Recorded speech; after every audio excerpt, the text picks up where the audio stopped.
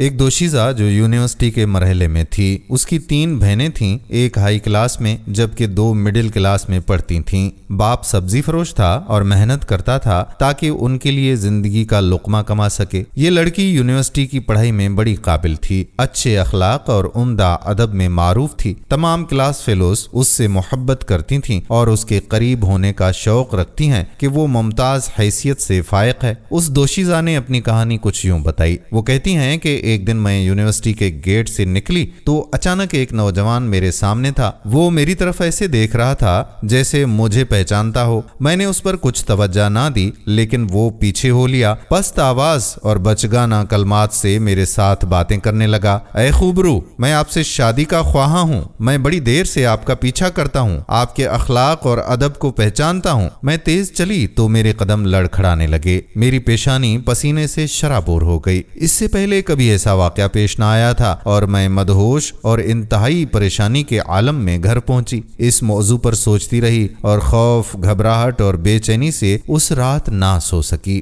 اگلے دن میری یونیورسٹی سے نکلتے وقت میں نے اسے گیٹ کے سامنے پایا۔ وہ مسکرا رہا تھا۔ اس کا مجھ سے چھیڑ خوانی کرنا اور پیچھے چلنا کئی بار ہوا اور اس کام کی انتہا اس چھوٹے سے خط سے ہوئی جو اس نے گھر کے دروازے کے پاس پھینک دیا۔ میں نے اس کو اٹھانے میں تردد کیا لیکن اٹھا لیا۔ میرے ہاتھ کپ کپا رہے تھے۔ اسے کھولا اور پڑھا تو اچانک اس میں محبت بھرے کلمات تھے۔ جنون عشق نیز جو اس نے مجھے تنگ کیا اور پریشان کیا تھا اس کی معذرت کی تھی۔ میں نے کاغذ پھاڑا اور پھینک دیا۔ کچھ دیر بعد فون کی گھنٹی بجی۔ میں نے ریسیور اٹھایا تو اچانک وہی نوجوان خوبصورت کلام سے بول رہا تھا۔ کہنے لگا، آپ نے خط پڑھ لیا یا نہیں؟ میں نے کہا، اگر تم نہیں سدھرے تو میں اپنے گھر والوں کو بتا دوں گی اور تباہی تمہاری ہوگی۔ ایک گھڑی بعد دوبارہ فون کر دیا۔ پیار جتانے لگا کہ میرا مقصد بڑا نیک ہے، وہ مراد پانا اور شادی کرنا چاہتا ہے، نیز وہ بڑا مالدار ہے۔ ان قریب میرے لیے وہ محل بنائے گا اور میری تمام آرزوؤں کو پورا کرے گا۔ وہ اکلوتا ہے، اس کے خاندان سے کوئی باقی نہیں بچا۔ اور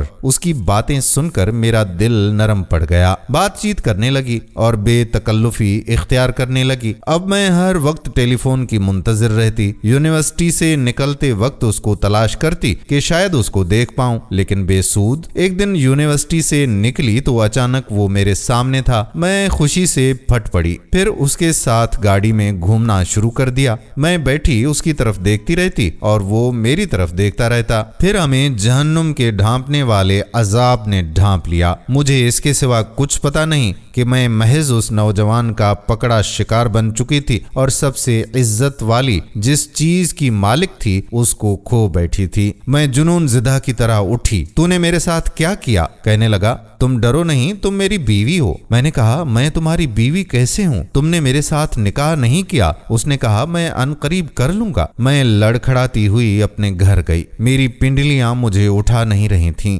آگ میرے وجود میں شعلہ زن تھی۔ الہی، میں نے یہ کیا کر دیا؟ کیا میں پاگل ہوں یا ہو گئی ہوں؟ مجھ پر کیا مصیبت پڑی؟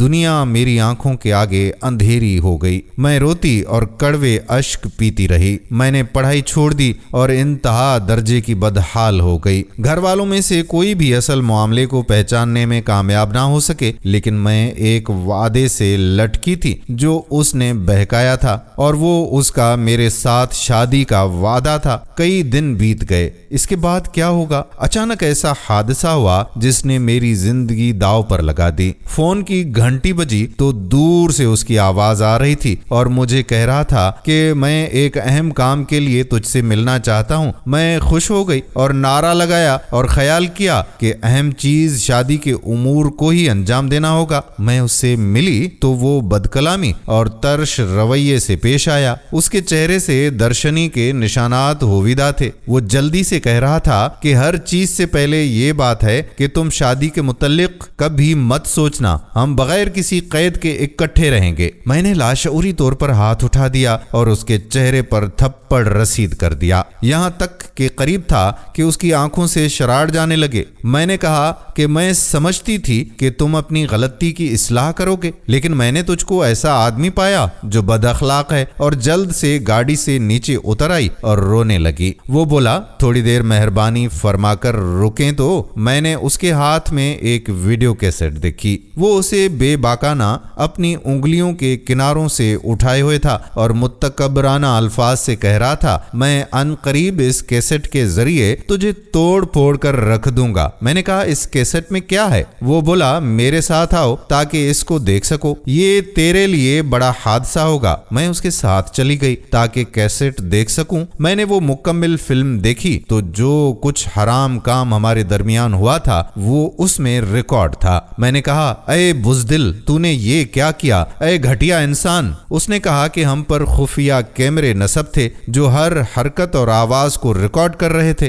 तेरी तबाही के लिए ये कैसेट मुझे असलहे का काम देगी, इल्ला ये कि तुम मेरे अहकामात के ताबे और मेरे इशारात की फरमाबरदार रहो। मैं रोने लगी और चिल्लाने लगी क्योंकि सिर्फ मेरा मामला ना था, मैं उसके हाथ में कैदी थी। वो मुझे एक आदमी से दूसरे की तरफ मुंतकिल करता रहा और रकम बटोरता रहा। मैं दलदल में गिर चुकी थी और जिंदगी तबाही की तरफ ले जा चुकी थी, जबकि मेरा कुंबा मेरे करतूतों से बेखबर था। उन्हें मुझ पर मुकम्मल भरोसा था। आखिरकार कैसेट फैल गई और मेरे चचा के बेटे के हाथ लग गई और मामला खुल गया और राज अफशा हो गया। मेरे माँ बाप और सारे कुंबे को पता चल गया। रुसवाई सारे शहर में मुंतशिर हो गई और हमारा घर आर से लुथड़ गया। मैं अपनी जान बचाने के लिए भाग खड़ी हुई और नजरों से ओझल हो गई। मुझे मालूम हुआ कि मेरे वालिदैन और बहनें दूसरे शहर नकल मकानी कर गए हैं। रुसवाई भी उनके साथ पीछे चली गई है।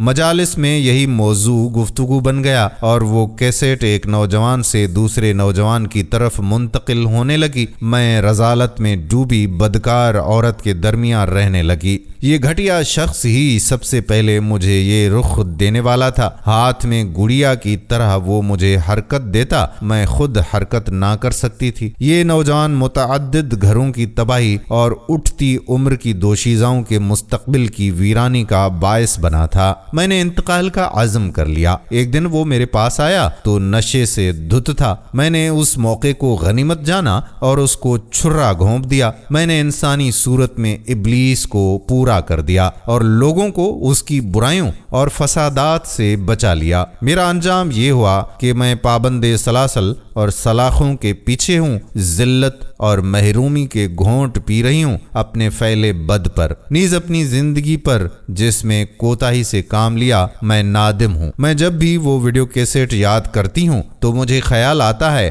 कि जैसे कैमरे हर जगह मेरा पीछा कर रहे हैं। मैंने ये किस्सा आप तक पहुंचा दिया है ताकि हर दो के लिए इबरत और नसीहत बने कि जो चिकने भड़कीले अल्फाज के पीछे हाँ कहाँ के रहे हैं। मेरी अपनी बहन बेटियों से ये मुअद्दबाना गुजारिश है कि खुदारा अपने आप को ऐसे भेड़ियों से बचाएं। अल्लाह पाक तमाम बहन बेटियों की असमत का निगहबान हो, आमीन। वीडियो पसंद आई हो तो इस वीडियो को शेयर जरूर कर दें ताकि इस्लाह का ये सिलसिला आगे बढ़ सके। आने वाली वीडियो तक अपने मेज़बान कादिर बख्श कल्होड़ो को इजाजत दीजिए। अल्लाह हाफिज।